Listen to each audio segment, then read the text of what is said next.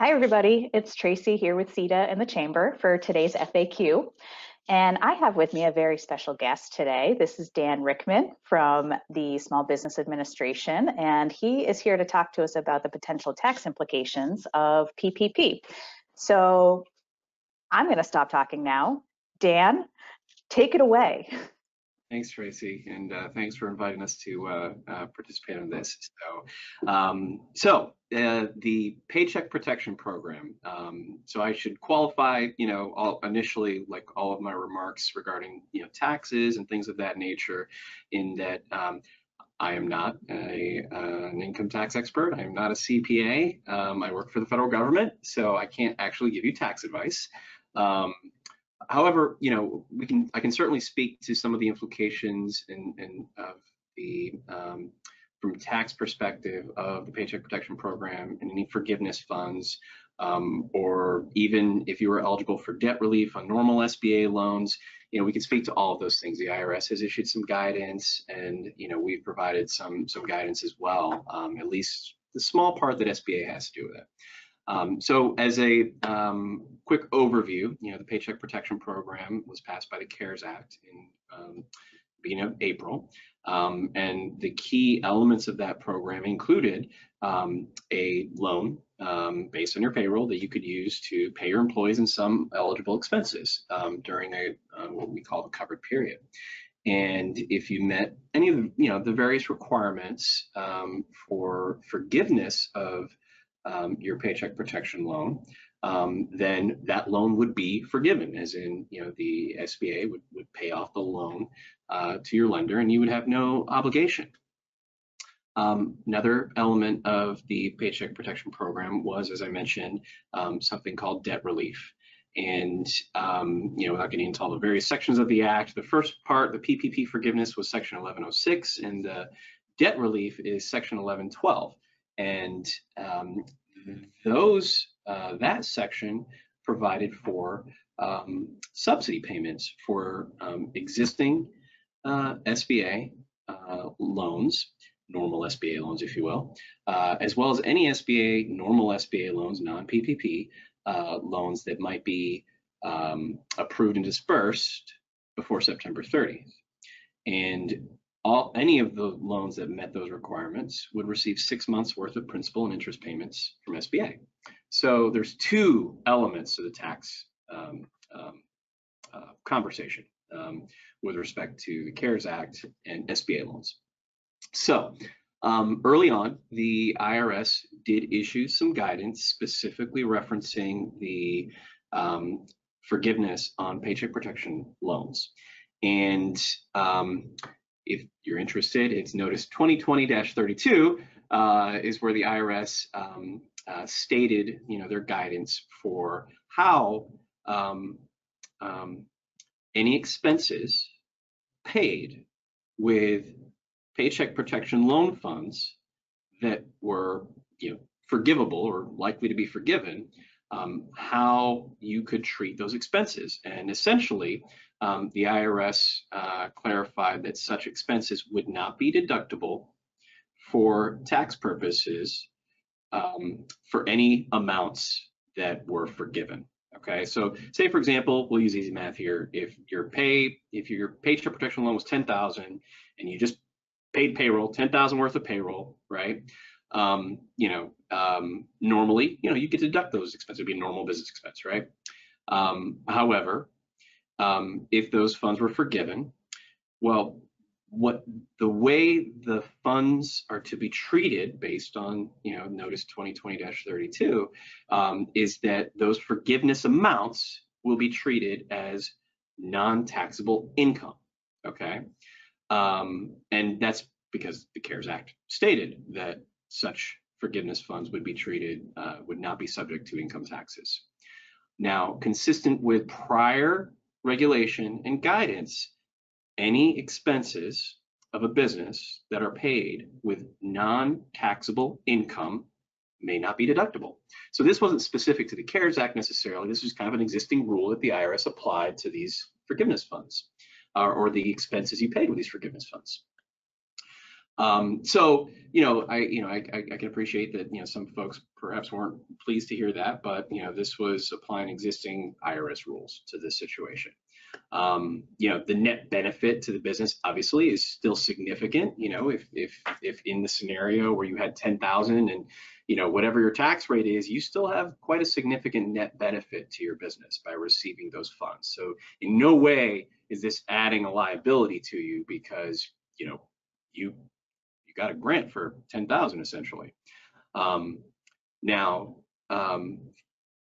skipping forward, a few months as we're approaching the end of the calendar or tax year, the IRS, perhaps recognizing that there's going to be a lag, if you will, from when a business might be eligible for forgiveness, then apply for forgiveness.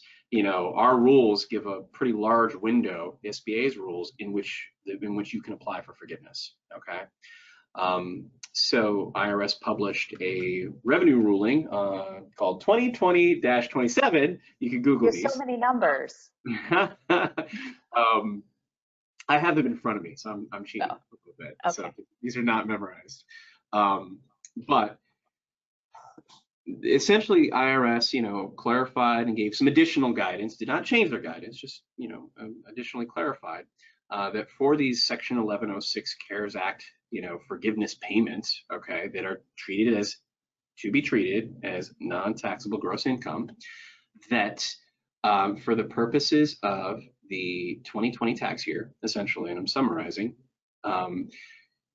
if a business can reasonably expect that this PPP loan will be forgiven, whether they've applied for forgiveness yet or intend to apply sometime in 2021 within the window that we allow them to do so with our rules, which it's again, a very large window. It could extend well into 2021, that a business still may not deduct those funds that are essentially likely to be forgiven, okay?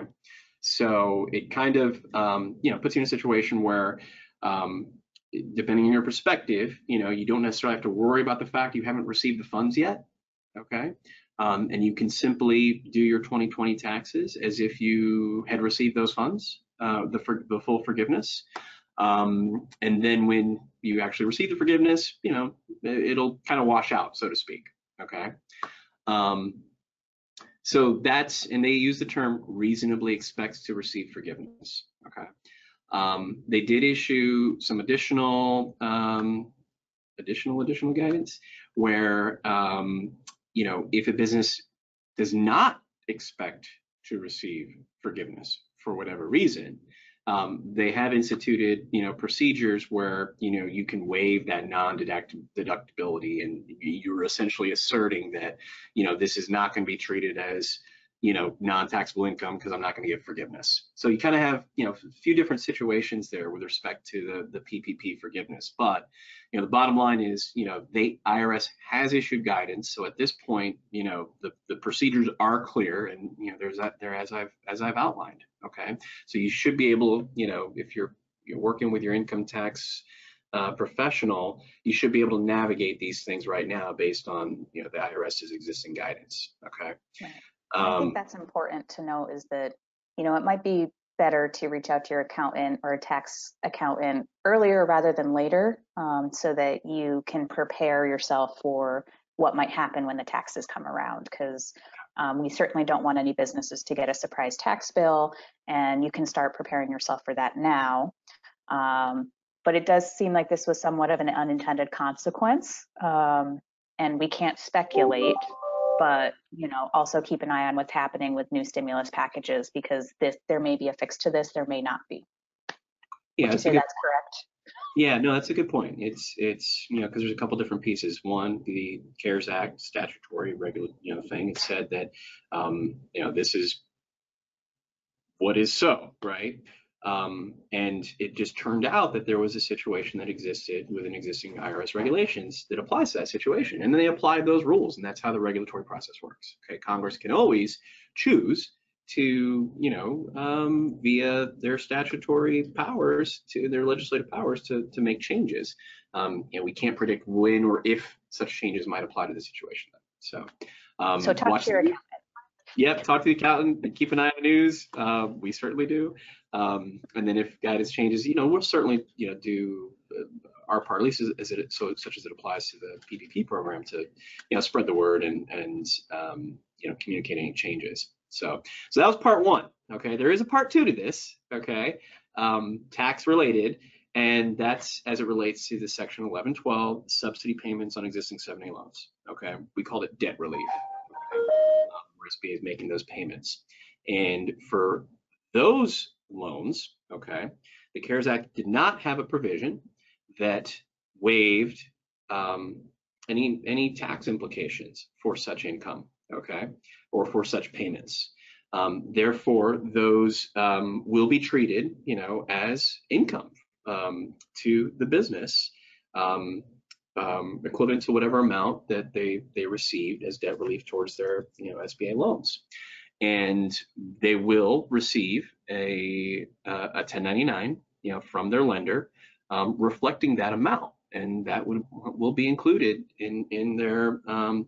It's something they'll have to, address and work with their income tax professionals again to account for the tax implications of that. Now, again, the net benefit, you're getting 6 months of, payments on your loans. It's a pretty good deal. But as it currently stands, the CARES Act did not waive, the taxable piece of that. Okay, so it's something else to kind of keep in mind. As you're doing your tax planning. Don't be surprised when you get a 1099 from your lender. In other words, if you have an SBA loan that was eligible for those debt payments.